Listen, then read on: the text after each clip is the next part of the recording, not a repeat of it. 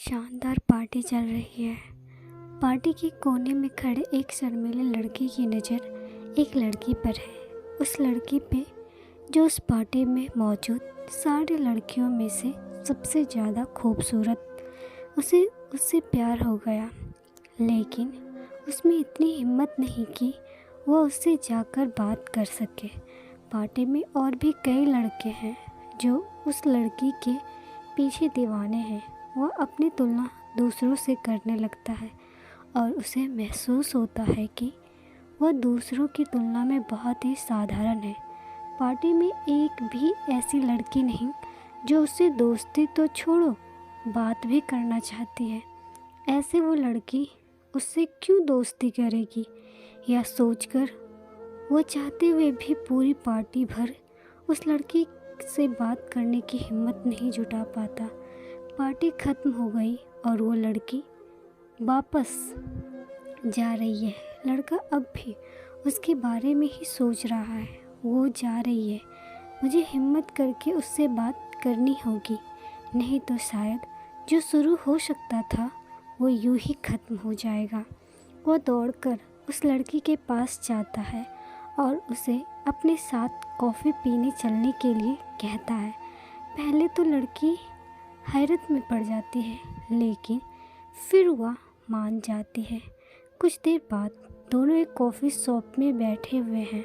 लड़के ने उस लड़की को अपने साथ बुला तो लिया, लेकिन वह इतना घबराया हुआ है कि घबराहट में कोई बात ही शुरू नहीं कर पा रहा है। लड़की भी उसे शांत देखता असहज है। वह भी खामोशी से कॉफ़ी का इंतज़ार कर रही है और मन ही मन सोच रही है, ये मैं कहाँ फंस गई। काश मैं जल्दी ख़त्म हो जाए और मैं अपने घर जा पाऊँ। थोड़ी देर वो वेटर आता है और उन्हें कॉफ़ी सर्व करता है। कॉफ़ी सर्व कर जब वेटर वापस जा रहा होता है तो लड़का अचानक ही उससे बोल पड़ता है, प्लीज़ मेरे लिए थोड़ा नमक ले आना, मुझे कॉफ़ी में डालना है। उसकी ये बात सुनकर लड़की चौंक जाती है और उससे पूछ बैठती है, तुम कॉफ़ी में नमक डालकर पियोगे, क्यों भला? लड़का उसे जवाब देता है, जब मैं छोटा था तो समुद्र के किनारे रहा करता था। मुझे वहाँ खेलना बहुत पसंद था। आज भी मुझे समुद्र के पानी का नमकीन स्वाद याद है।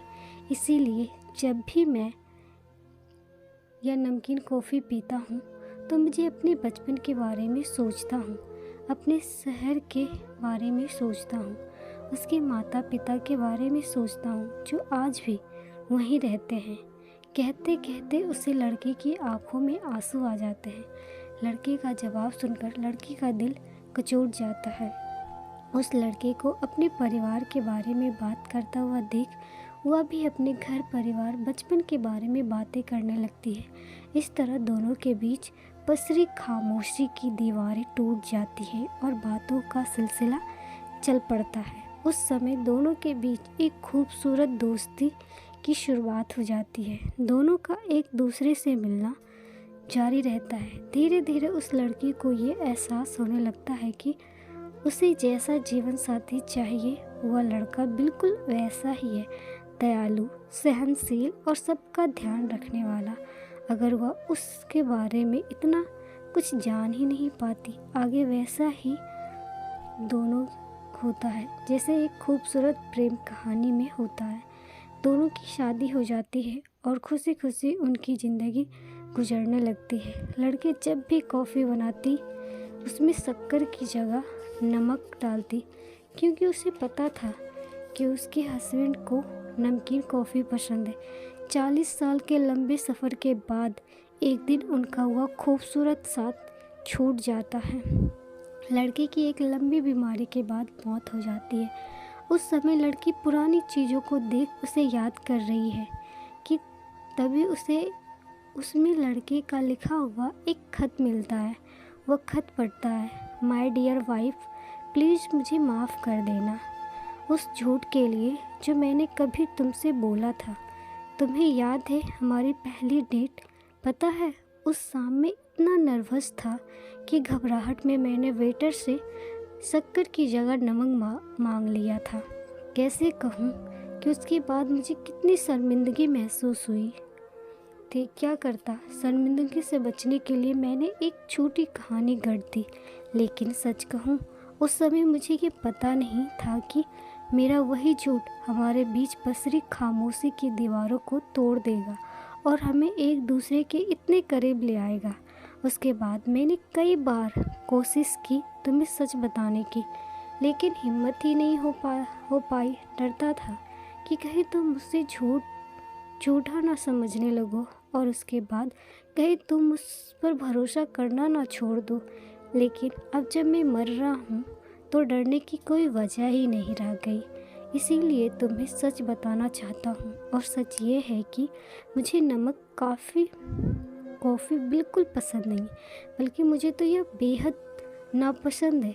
सच में इसका स्वाद कितना अजीब और बेस्वाद होता है, लेकिन जब भी तुम इतनी प्यार से इसे मेरे लिए बना कर लाती हो, मैं इसे ना चाहते हुए भी पी लेता हूँ।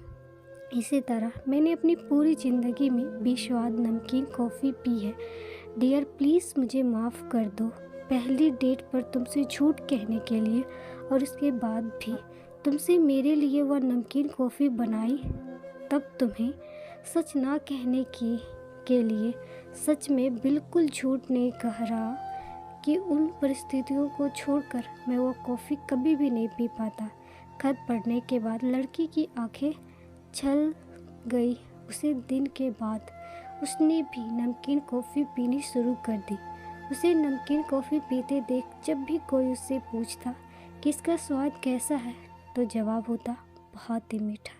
अगर मेरी स्टोरी आपको अच्छी लगे तो प्लीज़ वीडियो को लाइक करें एंड चैनल को सब्सक्राइब करें और बेल आइकन प्रेस करें ताकि मेरी वीडियो का नोटिफिकेशन आपको मिलती रहे। अगर आपके पास भी है कोई ऐसी स्टोरी तो हमें प्लीज़ शेयर करें और कमेंट के माध्यम से हमें ज़रूर बताएं यह स्टोरी आपको कैसी लगी।